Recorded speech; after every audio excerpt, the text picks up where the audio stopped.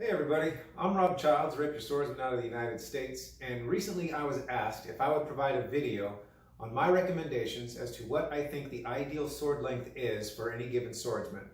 Now, there are a number of variables that go into that, not least of which is your particular style. So this is going to be from my perspective regarding my particular style, which revolves itself around controlling my opponent's sword throughout the entirety of the fight.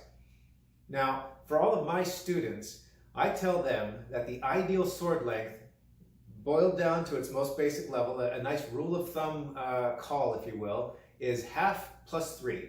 Now, what I mean by that is taking your height in inches, cut that in half, and then add 3 inches to that, and that is your ideal sword length, plus or minus.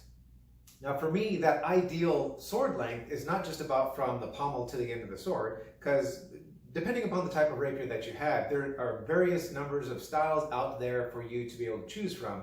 So when it comes to the ideal sword length, I talk about the killing reach, which is wherever your fingers in the grip end, that is where that length begins. So for me, I do the 2-finger wrap around the ricasso grip, which is basically just 2 fingers up. And then from here, the start of the guard, to the end of the sword itself, that is the killing reach. Now, for a person like myself, I stand 6 feet 2 inches tall, which is 74 inches. So you take half of that, and you're going to end up with a number of 37. 37 plus 3, for an ideal length for someone like myself, standing about my height, is going to be about 40 inches of blade length, killing reach from the end of my fingers to the tip of the sword. Now, it bears stating that I have seen, being in the military, I've had the opportunity to travel around the world. I've been all over the United States, and I have seen fencers who have tried to compensate for what they feel is a deficiency on their part by fighting with a blade that is longer than that ideal that I just mentioned. Trying to fight with a sword that is too long for you is just as much of a detriment as it is an advantage in your mind. When the sword gets too long for the swordsman, then the blade becomes unwieldy. It starts to slow you down. You try to do something quickly, and the guard gets into position well before the rest of the blade does because it's bending underneath the forces that you're exerting upon it.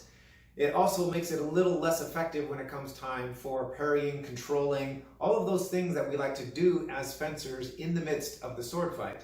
So again, this is just my recommendation. So feel free to experiment with length of blades, try to extend that reach if you want to, but I think you're going to end up finding out the same thing that I found out as I was coming up in my fencing career, and the same things that my own students have discovered. There is indeed an ideal length for your body type, and if you fight outside of that, an experienced swordsman is going to use that against you just as much as being deficient in one of the skills. So just to back that up, if you've ever seen somebody who is fighting with a blade that's too long for them, you can see the difficulties that they are having wielding that blade. So just to illustrate that, if the length of the sword was really all that mattered, or if it was such a huge advantage, then every time I faced somebody who was taller than myself fighting with a blade that was longer than my own, then I should have lost every time. But that has just not been the case. One instance in particular, I remember going to a local practice that I had just relocated to that particular region, and that local practice had this fellow who stood 6 foot 7 inches tall, had a 45-inch long blade, which was the maximum at the time, and he fought with this huge trash can lid of a buckler that covered up the entirety of his torso. So his pattern, however, was very easy to see. His opponent would take a step toward him, and then he would start throwing these shots that seemed to be coming from a mile away because the guy had got, this guy's got monkey long arms with this extra long blade, and it was just, the Vegas odds were in his favor because he's throwing shots from outside of their range, and they had no choice but to try and fend him off. Well, as I said, the pattern was fairly easy to see. So when I stepped out there, I performed a body feint, made it very obvious, and then he bit off on it. Out comes the sword. I throw mine down on top of it, run up the length of his blade with my dagger coming in for his face. He saw it coming, threw his buckler up in front of him, but now he can't see.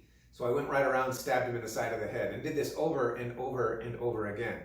This particular person was so trained to relying upon his greater reach that he didn't know what to do once somebody had his number.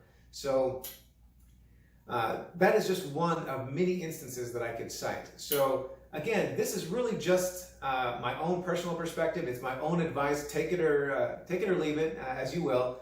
But generally speaking, it comes down to half plus 3. Anything longer than that, and you start fighting with something that becomes a little unwieldy for you, it slows you down. And my best advice is to fight and learn to become a well-rounded swordsman. That means fighting in mastery of all of the 3 pillars of fence, of footwork, balance, and sword work. If you rely upon just one, I'm telling you, the veteran swordsman is going to make you pay for it in the other 2.